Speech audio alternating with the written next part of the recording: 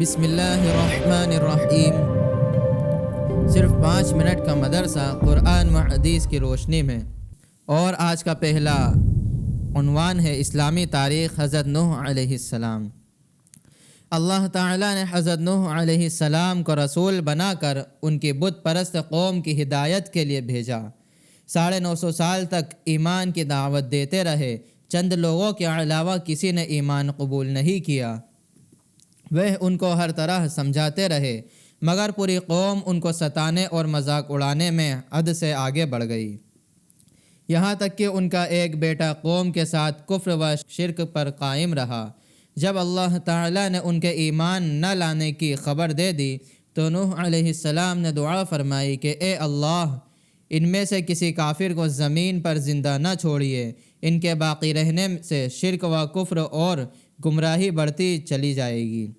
ان کی اسی دعا پر اللہ تعالیٰ نے قوم کو ہلاک کرنے کی خبر دی اور حکم دیا کہ تم ایک کشتی تیار کر لو تاکہ طوفان کے وقت مومنین کو لے کر سوار ہو جاؤ۔ اس کے بعد پانی کا طوفان آیا اور پوری قوم ہلاک ہو گئی۔ 1 ماہ گزرنے پر طوفان ختم ہوا اور آپ محرم کی 10ویں تاریخ کو کشتی سے اترے اور شکرانے کے طور پر روزہ رکھا۔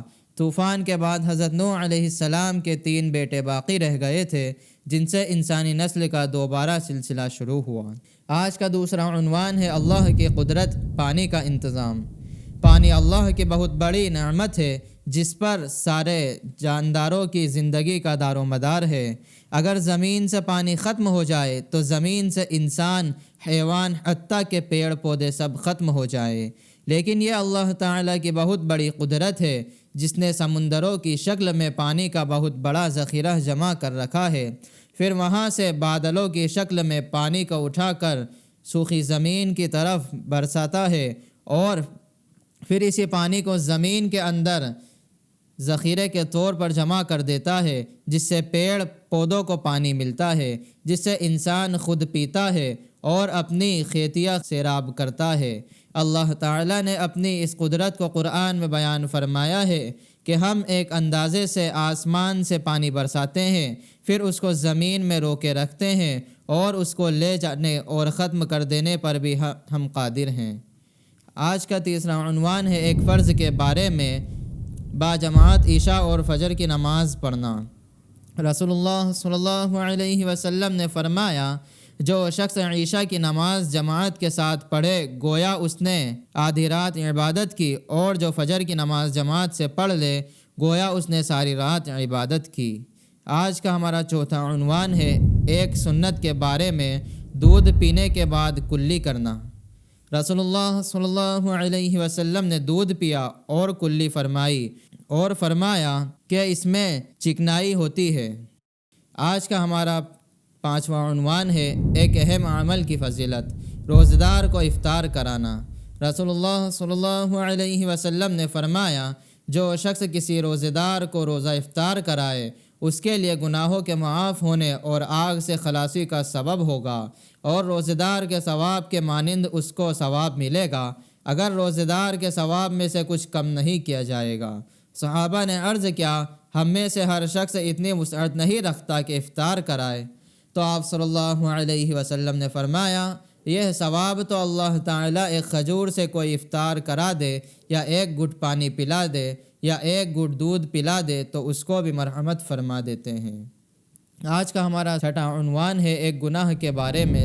رسول اللہ صلی اللہ علیہ وسلم نے فرمایا، جس شخص کے پاس مال ہو اور وہ اس کی زکوٰۃ ادا نہ کرتا ہو تو مال کل قیامت کے دن ایک ایسا سانپ بنا دیا جائے گا جو گنجا ہوگا اور اس کی آنکھوں پر 2 کالے نقطے ہوں گے، پھر وہ سانپ اس کو اس وقت تک نگلتا رہے گا جب تک بندوں کے درمیان فیصلہ نہ ہو جائے۔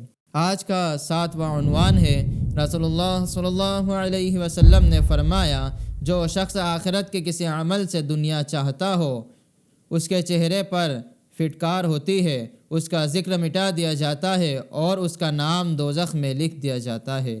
آج کا ہمارا 8واں عنوان ہے آخرت کے بارے میں، مسلمانوں سے جنت کا وعدہ۔ قرآن میں اللہ تعالیٰ فرماتا ہے، اللہ تعالیٰ نے مسلمان مرد اور مسلمان عورتوں سے ایسے باغوں کا وعدہ کر رکھا ہے جن کے نیچے نہریں بہہ رہی ہوں گی۔ یہ لوگ ہمیشہ ان باغوں میں رہیں گے، اور ایسے عمدہ مکانوں کا وعدہ فرمایا جو ہمیشہ رہنے والے باغوں میں ہوں گے، اور اللہ کی رضامندی سب سے بڑی چیز ہے، یہ بہت ہی بڑی کامیابی ہے۔ آج کا ہمارا نواں عنوان ہے طب نبوی سے علاج، کلونجی میں ہر بیماری سے شفا۔ رسول اللہ صلی اللہ علیہ وسلم نے فرمایا، تم اس کلونجی کو استعمال کرو کیونکہ اس میں موت کے علاوہ ہر بیماری سے شفا موجود ہے۔ فائدہ: علامہ ابن قیم رحمۃ اللہ علیہ فرماتے ہیں، اس کے استعمال سے پیٹ کا غیظ ختم ہو جاتا ہے، بلغمی بخار کے لیے نفع بخش ہے۔ اگر اس کو پیس کر شہد کے ساتھ معجون بنا لیا جائے اور گرم پانی کے ساتھ استعمال کیا جائے تو گردے اور مثانہ کی پتھری کو گلا کر نکال دیتی ہے۔ آج کا ہمارا 10واں عنوان ہے قرآن کی نصیحت۔ قرآن میں اللہ تعالیٰ فرماتا ہے، اے لوگو، زمین کے حلال اور پاکیزہ چیزیں کھاؤ اور شیطان کے نقش قدم پر مت چلو، وہ تمہارا کھلا ہوا دشمن ہے۔ وہ تم کو برائی اور بے حیائی کی باتوں کا حکم دیتا ہے اور اس بات کا حکم دیتا ہے کہ تم اللہ کے متعلق ایسی بات کہو جس کا تمہیں علم نہیں۔